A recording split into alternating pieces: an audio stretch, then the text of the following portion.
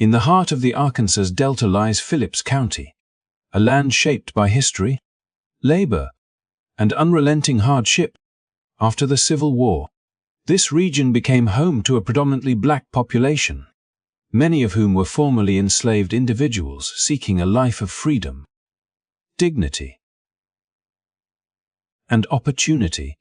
Yet, despite the promise of emancipation, the reality for these families was starkly different. They found themselves bound to the land once again, not by chains, but by an exploitative system of sharecropping that kept them trapped in cycles of debt and dependency. White landowners held almost absolute control over the economy, determining the price of cotton, setting the terms of purchase at plantation stores, and deciding when and how workers would be paid. For the sharecroppers, each season brought the hope of a fair harvest, yet it too often ended in frustration, with meager returns and mounting debts. Life in Phillips County was more than just economic struggle. It was a landscape where every decision, every interaction, carried the weight of entrenched racial hierarchy. Black farmers worked the fields from dawn to dusk, planting and harvesting cotton under the watchful eyes of overseers. Their labor was essential to the region's wealth, yet their voices were systematically silenced. Laws and customs designed to maintain white supremacy ensured that black residents had little recourse, and any attempt to challenge this order could provoke swift and violent retribution. This combination of economic exploitation and social control created an environment of tension and unease, a powder keg waiting for a spark. Amid this backdrop, stories of resilience and courage emerged. Families held on to hope, communities supported one another, and leaders began to organize. Meetings were held in modest churches and homes, where black farmers gathered to discuss their rights, their grievances, and ways to negotiate fairer conditions with the landowners who dominated their lives. It was a quiet defiance, an assertion that they would not accept injustice silently. Yet, even as they sought to improve their circumstances, the pervasive threat of violence loomed. The social and political structures of the time were designed to maintain control, and any collective action by black residents was often interpreted as a direct challenge to the established order. This story is not just about oppression, it is about courage, resilience, and the unyielding human spirit. It reminds us that history is not always recorded in full, and that the experiences of marginalized communities can be overlooked or intentionally erased. By exploring the history of Phillips County and the lives of those who lived and labored there, we gain insight into the roots of systemic inequality and the enduring struggle for justice. If you want to uncover the hidden stories that history books often leave out, stay with us as we dive deeper into the events that unfolded in Elaine, Arkansas in 1919, a story of courage, tragedy, and the fight for dignity. Don't forget to like this video, share it with friends and family, and subscribe to our channel so that more untold stories can reach the light of day. Your support helps us continue exploring the powerful narratives that shape our understanding of the past and inform our present. In Phillips County, the promise of freedom after the Civil War was cruelly intertwined with a new form of bondage, one measured not in chains but in debts and obligations that seemed impossible to escape. Black sharecroppers labored from the first light of dawn to the last glow of twilight, their hands calloused from years of tending cotton that would never fully belong to them. The land they worked was rich and fertile, producing bountiful harvests that sustained the county's economy. Yet the rewards of their labor were systematically stripped away. Each season, they turned over their cotton to the white landowners who dominated the region, expecting fair compensation. Yet what they received in return was often only a fraction of what they had earned, leaving them perpetually owing more than they had gained. The system was designed with meticulous cruelty. After the crop was weighed and sold, the sharecroppers were presented with accounts at the plantation store that seemed impossible to reconcile. Charges for seed, tools, clothing, and household necessities tallied with little transparency, often at prices far above the market rate. In these tallies, debts were piled upon debts, a cycle so intricate and opaque that many who could neither read nor write were left with no way to defend themselves. And each year, the ledger's final balance seemed to grow rather than shrink, binding families ever tighter to the land and the whims of the landowner. Amid the sweltering heat of summer, when the cotton bolls had matured and the fields stretched in an endless quilt of green and white, sharecroppers carried the weight of their obligations like an unrelenting shadow, knowing that a single miscalculation or misunderstanding could cost them not only their modest earnings, but also their meager possessions. Men who had labored tirelessly found that the money they anticipated would vanish into accounts they could not dispute, while women who had tended gardens, cooked for families, and preserved food found their contributions rendered invisible, subsumed under the same oppressive ledger. Even the most diligent workers were not immune. Their reward was often a promise unfulfilled, a calculation that favored the landowner at every turn. It was a system that left little room for hope. Yet life in the fields continued, not out of consent but out of necessity, as survival depended on compliance with the unyielding rules of a society structured to maintain white dominance and economic control. Children grew up witnessing these inequities, learning early the invisible rules that governed every exchange and interaction. The plantation store, ostensibly a place to purchase necessities, became a symbol of entrapment. Its shelves stocked with the means to survive, but only at a cost that would ensure the sharecroppers remained tethered to the land indefinitely. Families who had dreamed of independence, of sending a child to school or saving for a modest home, found those dreams deferred season after season, as debts accrued faster than earnings could offset them. The interplay of underpayment, inflated prices, and strategic bookkeeping created a reality in which freedom existed only in theory. And each harvest reaffirmed the harsh truth that labor alone could not break the chains of economic dependence. In the midst of this relentless cycle, whispers of organization began to circulate among the sharecroppers, carried quietly from one neighbor to another, shared in hushed tones beneath the shade of trees or in the quiet of churches after a long day's work. They began to speak of fairness, of the right to receive what was rightly theirs, and of the possibility that, together, they could negotiate terms that would provide a measure of justice long denied. The air carried both hope and apprehension, for it was well understood that asserting one's rights in Phillips County was not without danger.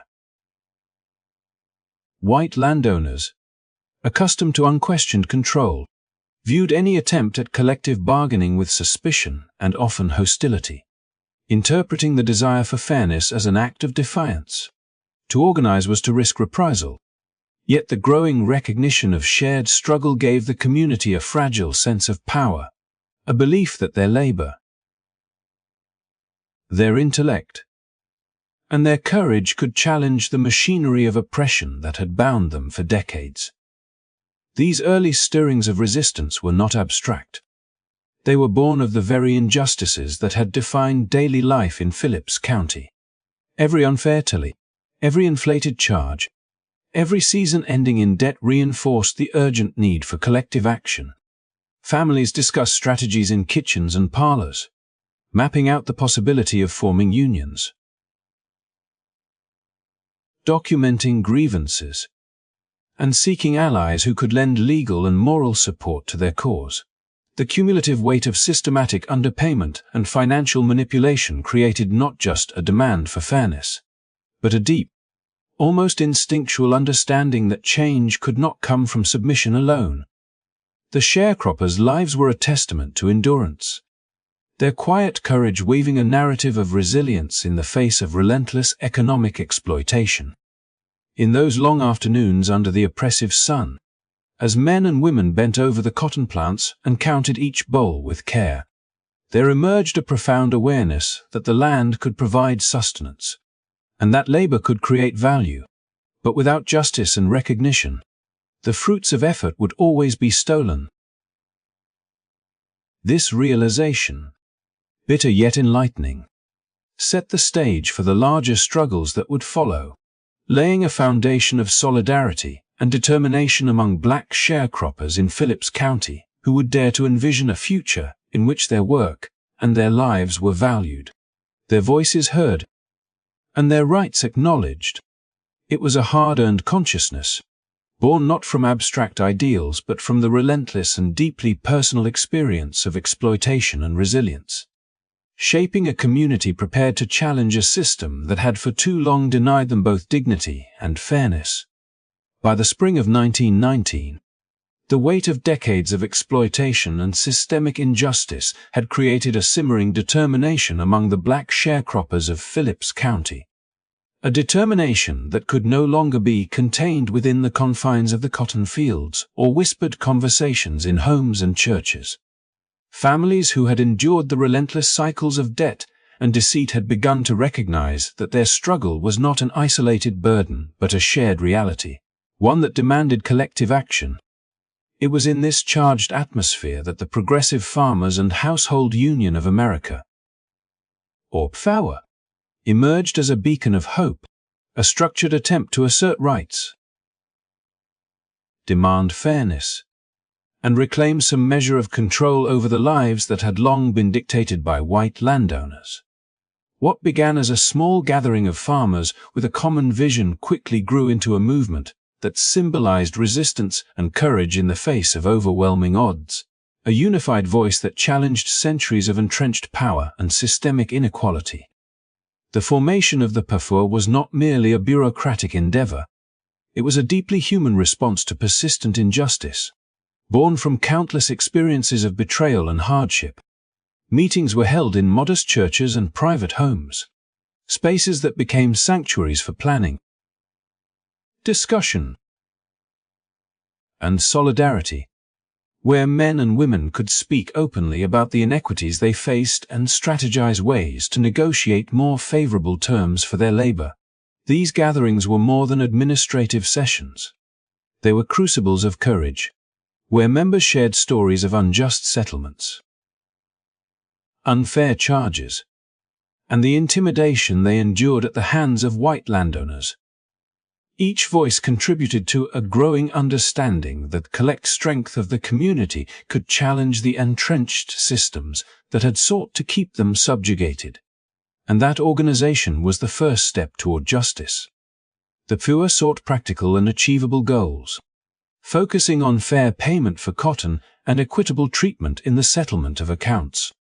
Lawyers were retained, contracts were drafted, and leaders emerged who were determined to ensure that the voices of black farmers would not be ignored or silenced. The union represented a profound shift in the social dynamics of Phillips County, where previously the power imbalance had seemed immutable, and where the suggestion that black laborers could demand fairness was often met with suspicion and hostility. Yet, within the union, there was a quiet certainty that justice was not an abstraction but a tangible possibility, achievable through persistence, planning, and solidarity. The response of the white landowning class to this newfound organization was swift and severe, reflecting both fear and a determination to maintain the status quo. The mere act of black farmers gathering to discuss their rights was interpreted as a threat, a challenge to the social order that had long privileged white control and suppressed black agency. The PFAWA's efforts to negotiate fair payments and conditions were met with intimidation, threats, and the pervasive specter of violence, underscoring the peril inherent in asserting one's rights within a system designed to prevent such assertions. Yet, these threats, rather than dissuading the union members, strengthened their resolve, highlighting the extraordinary courage required to confront entrenched power structures while knowing that the consequences could be dire. The union's activities were not limited to rhetoric or symbolic gestures. They involved concrete efforts to improve economic conditions, protect labor rights, and provide a measure of security against exploitation. Black farmers documented their accounts meticulously, shared information about fair market prices, and educated members about legal rights and negotiation strategies. These actions represented a direct challenge to a system that had long relied on obfuscation, intimidation, and unilateral control to maintain economic dominance. The PFOA became a vehicle for empowerment, transforming individuals who had felt powerless into a collective force capable of asserting demands, resisting exploitation, and envisioning a more just future. Amid the daily labor in the fields, the activities of the PFOA injected a sense of purpose and possibility into lives that had been dominated by uncertainty and economic precarity. Farmers now worked not only for immediate survival, but with an awareness that their labor and organization could effect change, that their efforts could create a foundation for justice and dignity. The union's work was a testament to resilience, a demonstration that systematic oppression could be confronted not only through endurance, but through organized, deliberate action. Its formation marked a turning point in the consciousness of the Black community in Phillips County, one in which hope, strategy, and solidarity combined to create a movement that could no longer be dismissed or ignored. The PFOA also attracted attention beyond the local community, connecting the struggle of Phillips County farmers with broader currents of post-war social change. Across the nation, returning Black veterans, economic instability, and the rise of labor movements contributed to a heightened awareness of social and racial inequities. Within this context, the PFOA exemplified how local organization could intersect with national currents, signaling that the fight for justice in rural Arkansas was part of a larger struggle for recognition, fairness, and equality in a society still deeply divided by race and class. Ultimately, the creation of the Progressive Farmers and Household Union of America represented more than an effort to secure fair payment. It was an assertion of humanity, refusal to accept subjugation, and a bold claim to dignity in a world determined to deny it. It illuminated the possibilities inherent in collective action, demonstrated the courage required to challenge entrenched power, and set the stage for events that would forever mark the history of Elaine and Phillips County, revealing both the peril and the extraordinary strength of those who dared to demand justice. By the summer of 1919, the air across the United States was thick with tension, an invisible current of fear and uncertainty that touched every town and city, from bustling urban centers to quiet rural communities. The end of the First World War had brought a sense of relief, yet it had also unleashed profound social upheaval. Soldiers who had returned home carried with them new experiences, a broadened worldview, and a sense of entitlement to the rights and dignity for which they had fought abroad. Among these were African American veterans, men who had faced discrimination at home yet served their country with courage and skill, often under fire in foreign lands. Their return was a powerful reminder that the social order, long presumed immutable, could be questioned, and their assertiveness, earned through the battlefield, unsettled those invested in maintaining white dominance. In towns and counties across the South, including places like Phillips County, this shift was felt acutely. Communities that had relied on centuries of subjugation now faced the reality that a generation of Black men, hardened and emboldened by the trials of war, were unwilling to remain passive in the face of injustice. The presence of these veterans acted as a catalyst, emboldening organized efforts such as the Progressive Farmers and Household Union of America, while simultaneously stoking the fears of white supremacists who perceived any Black assertion of rights as an existential threat. Their apprehension was fueled not only by the challenge to racial hierarchies, but also by the economic uncertainty that had gripped the nation in the post-war period. As industries struggled to adjust to peacetime production, inflation strained household budgets, and competition for jobs intensified in cities and rural areas alike. In this combustible mix of social change, economic instability, and the lingering shadow of war, racial violence erupted with alarming frequency and intensity. The summer of 1919 came to be known as the Red Summer, a period marked by hundreds of violent confrontations between white mobs and black communities across more than 30 cities and rural areas in the United States. From Chicago to Washington, Knoxville to Indianapolis, the pattern was tragically consistent. Black residents,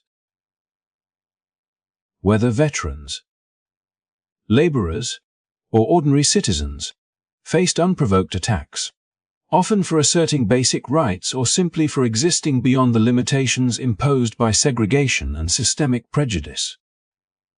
White mobs, emboldened by fear, rumor, and long-standing prejudice, sought to reassert control through violence, treating black communities not as fellow citizens but as threats to be neutralized.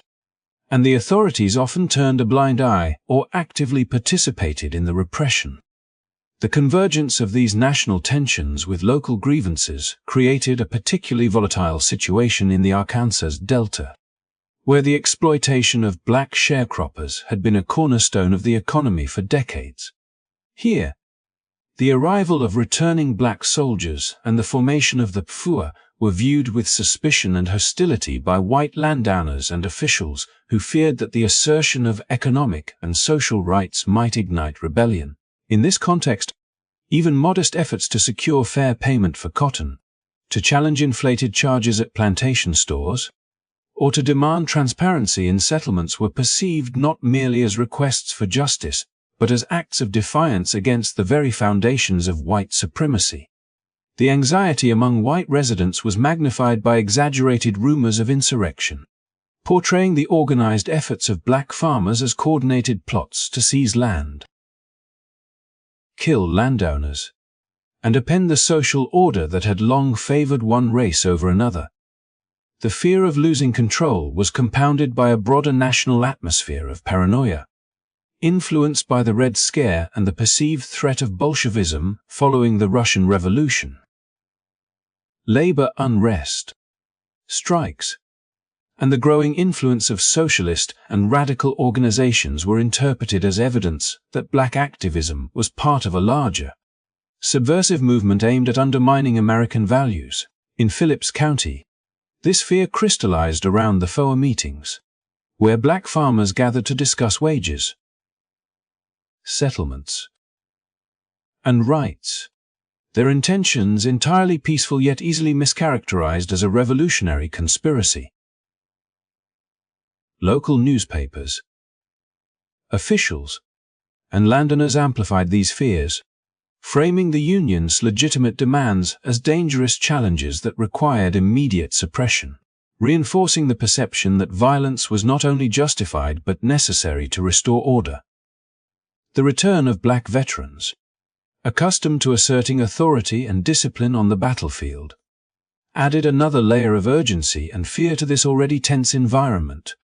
Men who had experienced life beyond the Jim Crow South brought back not only military skills, but also a renewed expectation of respect and equality.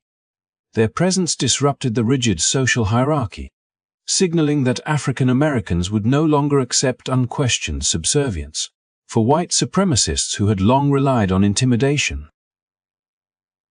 legal exclusion, and violence to maintain dominance. These developments were threatening, a tangible reminder that the old order was neither natural nor unchangeable. Within this turbulent context, every action, rumor, and gathering was magnified, and the potential for conflict escalated rapidly. The black community's efforts to organize for fairness, combined with the veterans' assertiveness and the national climate of unrest, created a perfect storm in which fear, prejudice, and perceived threats intersected with genuine demands for justice. Ordinary disputes over wages or accounts could no longer be seen in isolation. They became symbols of a larger struggle for power, control, and recognition. In towns like Elaine, Arkansas, these pressures reached a breaking point, demonstrating how national and local forces converged to create situations in which violence became not only likely but, tragically, almost inevitable. The events of 1919 thus reveal the dangerous interplay between social change, economic uncertainty, and entrenched racism, showing how the assertion of human dignity and fairness can provoke fear among those invested in maintaining inequitable systems. They illustrate that progress, even when pursued peacefully and rationally, can ignite resistance in a society unprepared to confront the injustices it has perpetuated for generations. In examining this period, it becomes clear that the struggles of black farmers in Phillips County were not isolated incidents, but part of a broader tapestry of post-war challenges, revealing both the courage of those who sought justice and the lengths to which a fearful society will go to suppress it. The late September evening of 1919 at Hoop Spur Church in Phillips County was meant to be a gathering of hope and determination, a space where black sharecroppers could convene to discuss the future of their labor and the pursuit of fairness through the Progressive Farmers and Household Union of America. Yet what unfolded that night would mark a tragic turning point, one that transformed a meeting intended for dialogue into a scene of chaos and violence that would reverberate throughout the region for years to come. Families had gathered quietly, bringing with them the weight of exhaustion from the fields and the quiet frustration of generations trapped in a system designed to exploit and suppress them. Their discussions focused on practical matters such as ensuring timely payments for cotton, resolving the abuses of inflated plantation store accounts, and coordinating their efforts to present a united front against the overwhelming power of the white landowners who dominated the local economy. Armed guards, themselves members of the community, stood near the doors and windows, vigilant yet composed, aware that the act of organizing, of speaking collectively about rights and justice, could be perceived as a threat by those who had long relied on fear and violence to maintain control. As the meeting progressed, tension in the surrounding area, fueled by rumors, suspicion, and the latent hostility that had been simmering since the formation of the Union, began to crystallize into an imminent threat. A group of white men, emboldened by the pervasive fear of insurrection and the rhetoric of local authorities, approached the church with intent, their motives framed by a belief that the Union represented a dangerous challenge to the established social order, a challenge that demanded immediate and forceful response. The congregation, though resolute, was unprepared for the sudden eruption of hostility, and the moment the first shots rang out, the atmosphere shifted irrevocably from one of cautious dialogue to one of frantic self-preservation. Bullets pierced the air, shattering the fragile sense of security the Union members had attempted to create. And in the confusion, a white security agent of the Missouri Pacific Railroad, who had been stationed near the church to monitor the gathering, was struck and killed, a moment that would be used to justify and escalate the violence that followed in the days to come. The immediate aftermath of the shootout was a torrent of fear, anger, and misinformation, amplified by the mechanisms of local communication and the ready dissemination of exaggerated accounts of black aggression. News of the incident traveled swiftly to the county seat and neighboring towns, carried in hushed conversations, telegraph lines, and the frantic ringing of telephones, each retelling amplifying the sense of urgency and menace, portraying the Union members not as farmers and laborers advocating for fairness, but as conspirators plotting an organized rebellion. The death of the security agent, while tragic, became the focal point for a narrative that framed the black community as instigators of violence, a narrative that ignored the context of oppression, intimidation, and systemic injustice that had precipitated the events at Hoop Spur Church. Within hours, the response from local authorities and white citizens was swift and overwhelming, demonstrating both the scale of the fear that had taken hold and the entrenched commitment to maintaining control through violent means. White veterans from the American Legion and other local militias were called in. State authorities coordinated the deployment of additional forces. And the landscape around Elaine and the surrounding plantations was soon dotted with armed groups converging on the area, their mission framed as suppressing an insurrection, yet in reality functioning as a campaign of retaliation that would engulf the black population in terror. The arrival of these forces transformed Phillips County into a theater of panic and reprisal, where the act of attending a union meeting became grounds for suspicion, arrest, and even execution, illustrating the peril inherent in asserting one's rights within a society structured to punish such assertions. As the hours turned into days, the scope of the retaliation expanded exponentially. Homes were burned, families were forced to flee into swamps and forests, and those who surrendered to authorities in search of safety were often met with violence instead.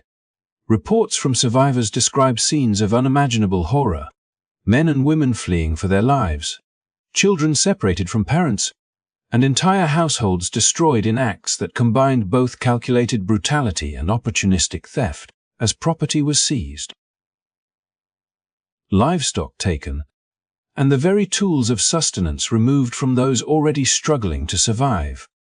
In the wake of the initial shootout, the distinction between alleged combatants and innocent civilians disappeared, as the violent response sought to punish a community as a whole for the perceived actions of a few, revealing the depth of systemic racial hostility and the extent to which the mechanisms of justice had been perverted to serve power and fear rather than fairness or truth.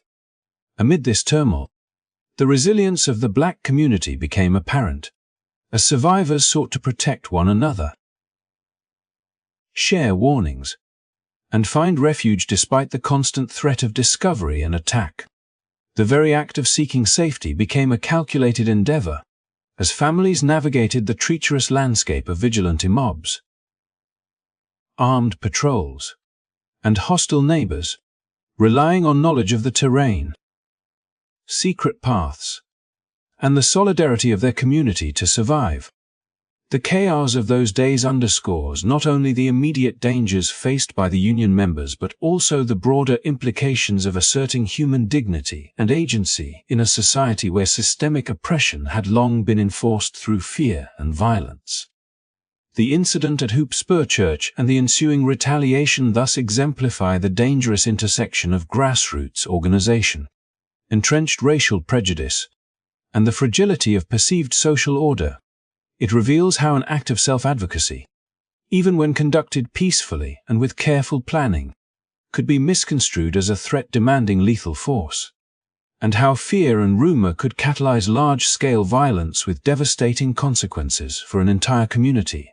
In reflecting on these events, it becomes clear that the tragedy was not only a failure of immediate justice, but also a manifestation of deeper social and economic inequities, highlighting the extraordinary courage of those who sought fairness and the profound human cost of systemic racism and unchecked power.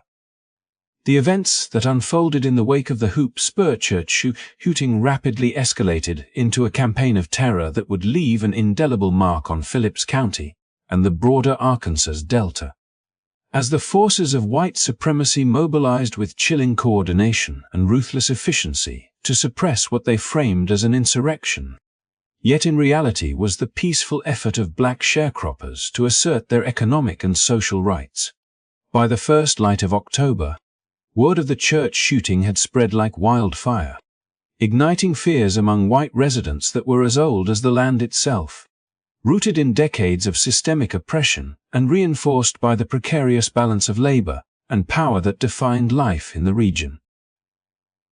The county, already a landscape of tension and resentment, became a crucible for violence as over 1,000 white vigilantes, joined by soldiers from the Arkansas National Guard, descended upon the area with a singular mission: to hunt, punish, and obliterate the black community they perceived as defiant, their numbers and firepower signaling the lethal intent behind this so-called restoration of order.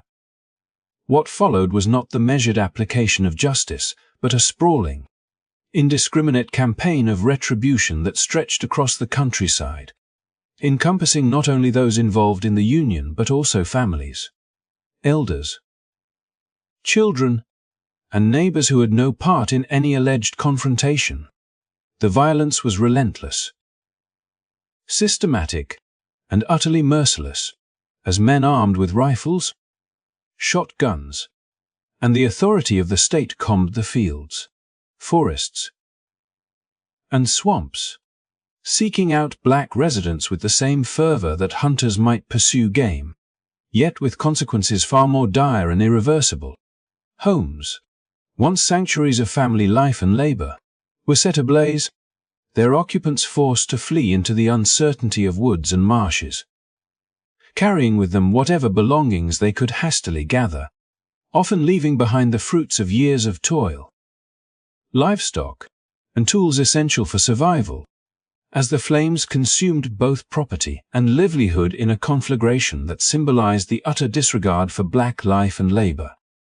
Eyewitness accounts from survivors describe a landscape transformed into a theater of terror, where the normal rhythms of daily life were replaced by fear, flight, and the desperate struggle to evade armed pursuers.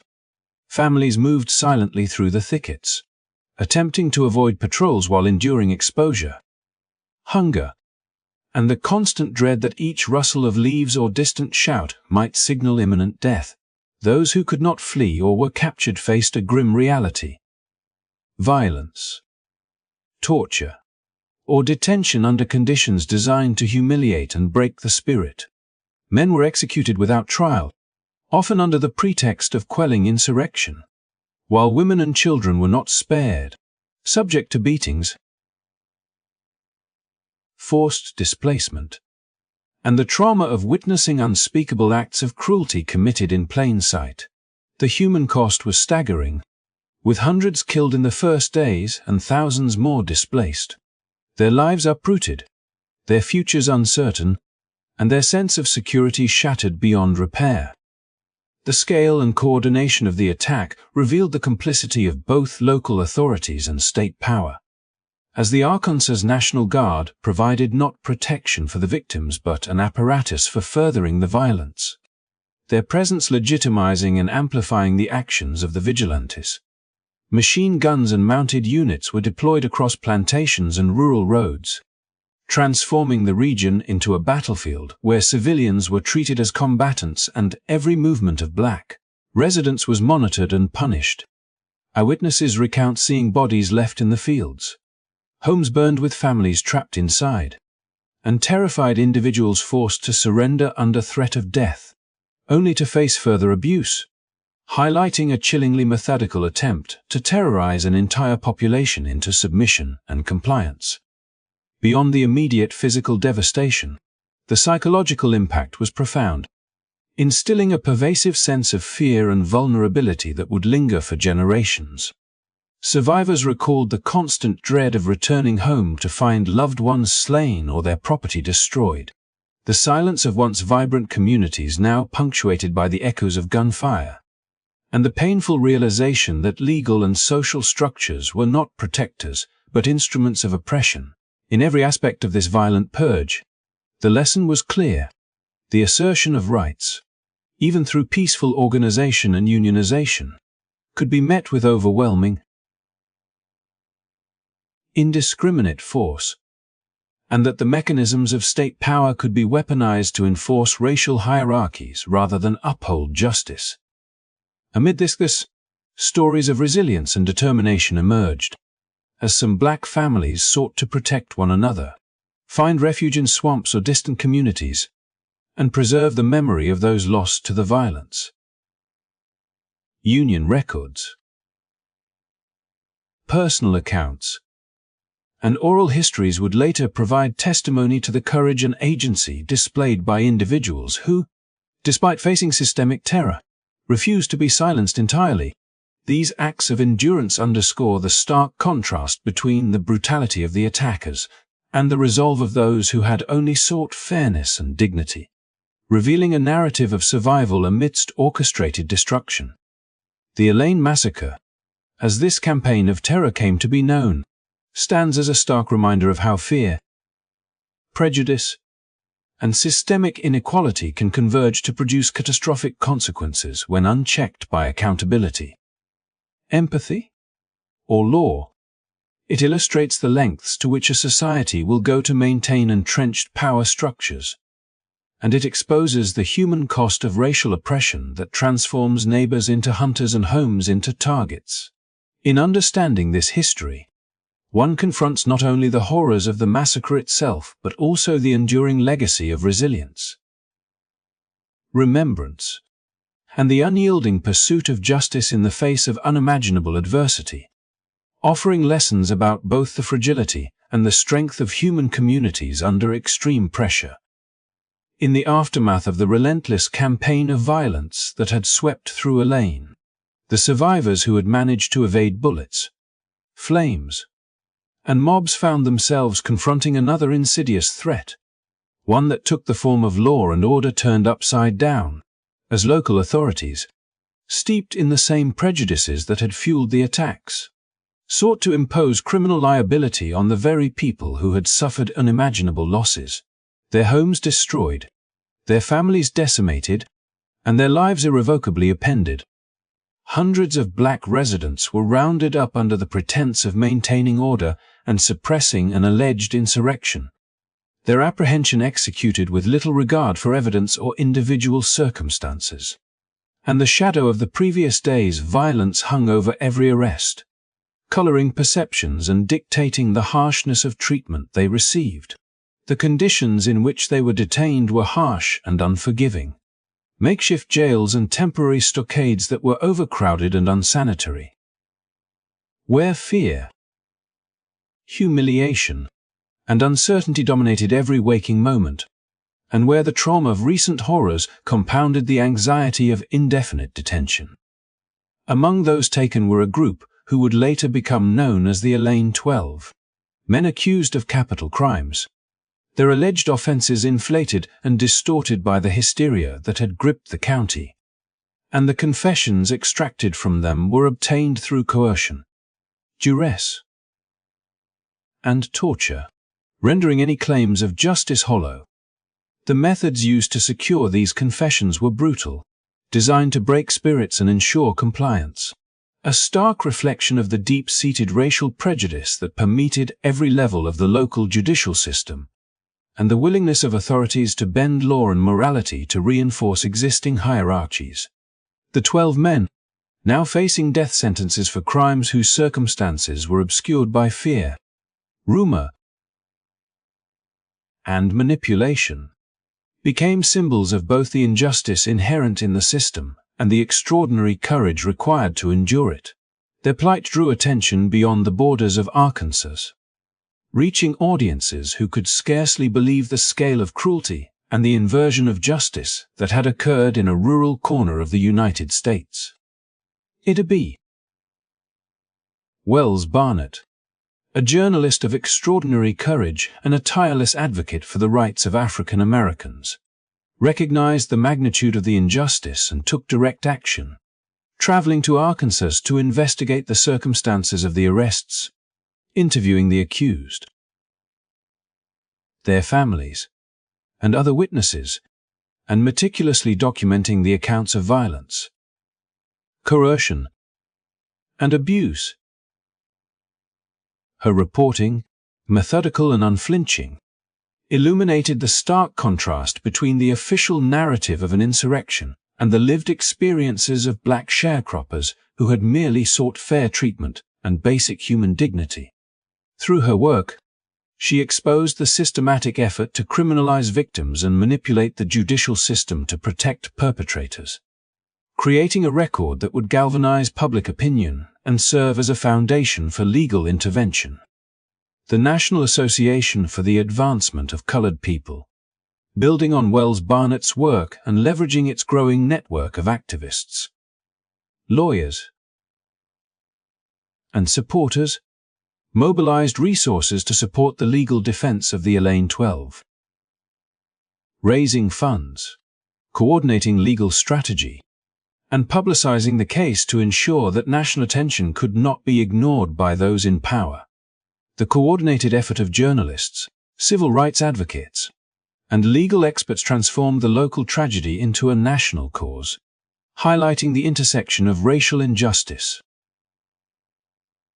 legal manipulation, and the struggle for basic civil rights, and ultimately creating the conditions necessary for federal scrutiny and intervention.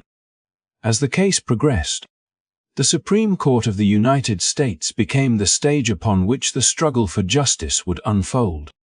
Its intervention prompted by the recognition that due process had been grievously violated and that the judicial proceedings had been tainted by mob influence, prejudice, and a failure to uphold the fundamental principles of law. In a landmark decision, the court ruled in favor of the defendants, acknowledging that their convictions were based on coarse confessions and that the proceedings leading to their death sentences were illegitimate. This ruling not only secured a legal victory, but also signaled a broader, symbolic assertion of federal authority in the protection of civil rights, illustrating the potential for higher judicial review to counterbalance local abuses of power and entrenched racial prejudice. Even after the Supreme Court's decision, the path to freedom was not immediate. Retrials, political negotiation, and gubernatorial actions were necessary to transform the legal recognition of injustice into tangible liberation. Over time, sentences were commuted, furloughs granted, and the Elaine 12 were released from the confines of incarceration, returning to communities forever altered by violence and loss, their survival a testament to resilience, legal advocacy, and the persistent efforts of those committed to justice in the face of systemic oppression. The saga of the Elaine 12 encapsulates both the extraordinary risks faced by African Americans asserting their rights in the Jim Crow South and the power of coordinated advocacy to achieve redress, emphasizing that the pursuit of justice often requires the convergence of legal acumen, public awareness, and moral courage against forces determined to suppress both. In reflecting on this chapter of history, it becomes evident that the Elaine 12 were more than isolated individuals. They were emblematic of a broader struggle for dignity, fairness, and human rights in a society structured to deny them. Their story underscores the necessity of documentation, advocacy, and persistence in the face of injustice and highlights how the courage of journalists, activists, and lawyers can alter the trajectory of lives and the course of history itself. It reminds us that even in the darkest moments of oppression, organized resistance, public accountability, and legal recourse can intersect to produce outcomes that honor both truth and human dignity, offering lessons that resonate far beyond the borders of Phillips County, Arkansas. As the dust settled over Phillips County and the Arkansas Delta in the wake of the Elaine Massacre, the enormity of the tragedy began to reveal itself, not only in the staggering loss of life, but in the profound disruption of communities, families, and generations of Black residents whose labor, dignity, and voices had been violently suppressed. The massacre was more than a series of horrific events confined to a single week in 1919. It was a stark illustration of systemic racial oppression, where economic exploitation, social marginalization, and the threat of violence combined to enforce a rigid hierarchy that left Black residents vulnerable at every turn. Homes had been burned, livelihoods destroyed, and bodies lost to fire, bullets, and displacement. Yet the full scope of the massacre was deliberately minimized in local and national narratives, obscured by newspapers and authorities intent on preserving the image of white supremacy and silencing the truth about the victims. Despite decades of attempted erasure, the voices of survivors and witnesses gradually reclaimed the narrative. Journalists like Wells-Barnett had risked their lives to document the atrocities, providing first-hand accounts that revealed the brutality inflicted upon unarmed black families and the systemic nature of the oppression they faced. These efforts laid the foundation for the legal victories that eventually freed the Elaine 12 and brought national attention to the injustices of Phillips County, demonstrating that advocacy, courage, and persistence could pierce even the thickest veil of racial prejudice. The massacre highlighted not only the personal suffering endured by individuals and families, but also the structural forces that allowed such violence to occur. An economy dependent on exploitative sharecropping, political systems designed to disenfranchise black citizens, and local authorities who weaponized law enforcement to punish victims instead of protecting them. In the modern era, the recognition of the Elaine Massacre has grown, signaling a long overdue acknowledgement of historical truths that had been suppressed or distorted for decades. In 2019, a memorial was dedicated in downtown Helena, West Helena, to honor the hundreds of black residents killed during the massacre, ensuring that their names, lives, and stories are not forgotten. That same year, the Elaine 12 were memorialized on the Arkansas Civil Rights Heritage Trail in Little Rock, a symbolic reclamation of justice and an enduring reminder of the resilience of those who survived against extraordinary odds. These memorials serve as more than physical markers. They are vital instruments of education, remembrance, and reflection, inviting visitors to confront the uncomfortable truths of the past and understand the social and political forces that enabled such tragedies. Acknowledging this history is essential not only for honoring the victims, but for providing critical lessons about the consequences of unchecked prejudice, systemic oppression, and the failure of institutions to uphold justice. By teaching the story of Elaine, educators, historians, and communities confront the reality that racial violence and economic exploitation were not anomalies but embedded features of early 20th century America, and they illuminate the ongoing struggles against inequality and discrimination that echo into the present day. The massacre compels us to reflect on the ways society can prevent history from repeating itself. Through vigilance, civic engagement, education, and the commitment to safeguarding the rights and dignity of all individuals regardless of race or social status. Moreover, the memorialization of Elaine and its victims underscores the importance of community memory and the power of collective recognition. Survivors' stories, passed down through families and recorded in oral histories, provide a counter-narrative to the sanitized accounts once promoted by local authorities and media outlets. They remind us that history is not merely a record of events, but a lived experience shaped by those who endured it, and that the truths of the past, even when painful, are essential to shaping a more just and equitable society. The work of remembering Elaine is not simply about mourning what was lost.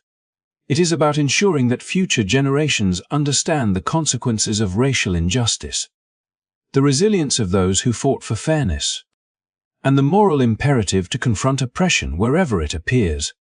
As we reflect on the Elaine Massacre, it becomes clear that this tragedy resonates far beyond the borders of Phillips County. It serves as a lens through which we can examine the broader American story of racial oppression, economic exploitation, and the ongoing struggle for civil rights. The massacre challenges us to acknowledge uncomfortable truths, to elevate the voices of those historically silenced, and to recognize the courage of individuals who, in the face of terror and systemic injustice, fought for dignity and fairness. In doing, we honor not only the memory of those lost but also the principles of justice, equity, and human compassion that remain central to building a society where such atrocities can never happen again. Thank you for taking the time to engage with this important chapter of history. By learning about events like the Elaine Massacre, We contribute to a broader understanding of racial injustice and ensure that the stories of those who suffered are never forgotten. Your support in keeping these histories alive is invaluable. If you found this video informative and thought-provoking, please take a moment to like, share, and subscribe to the channel, helping us continue to explore, document, and educate about vital yet often overlooked narratives that have shaped our world. Together, we can honor the past, confront the truths of history, and foster a more informed and compassionate future.